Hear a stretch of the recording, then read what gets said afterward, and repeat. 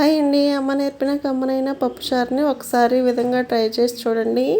చాలా బాగుంటుంది. పిల్లలు కూడా చాలా అంటే చాలా ఇష్టంగా తింటారు. దానికోసం ఫస్ట్ అయితే పప్పుని కడిగేసేసి, ఏదైనా సరే పెసరపప్పు అయినా కందిపప్పు అయినా కడిగేసేసి నీళ్ళు పోసి పొయ్యి మీద పెట్టాలి. తర్వాత ఒక పొంగు వచ్చిన తర్వాత దానిలోనికి ఒక పచ్చిమిర్చిని కట్ చేసుకొని వేసుకోవాలి.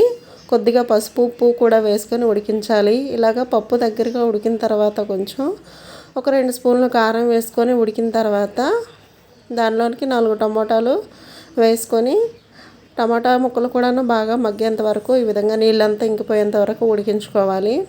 ఇలాగ నీళ్ళంత వరకు ఉడికించుకున్న తర్వాత స్టవ్ ఆఫ్ చేయాలి. తర్వాత కొద్దిగా చింతపండు తీసుకొని నీళ్ళు పోసుకొని నానబెట్టుకొని పక్కన పెట్టాలి.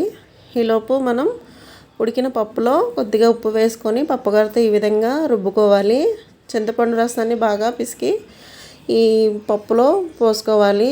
ఇలాగా మనకి ఎంత అయితే అవసరమో అలా పోసుకొని స్టవ్ ఆన్ చేసి పప్పుచారు అంతా బాగా ఈ విధంగా ఉడికేంత వరకు కూడాను, పొంగొచ్చేంత వరకు కూడాను బాగా మరగనివ్వాలి. ఇలా మరిగిన తర్వాత పక్కన వేరొక డేక్ష పెట్టి స్టవ్ ఆన్ చేయాలి.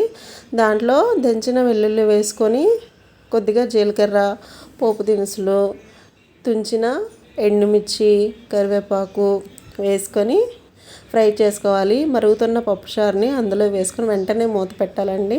ఆ ఫ్లేవర్ అనేది, ఆ స్మెల్ బయటికి పోకుండా ఉంటుంది. చూడండి, ఎంతో కమ్మనైన పప్పుచారు రెడీ అయిపోయినట్లే.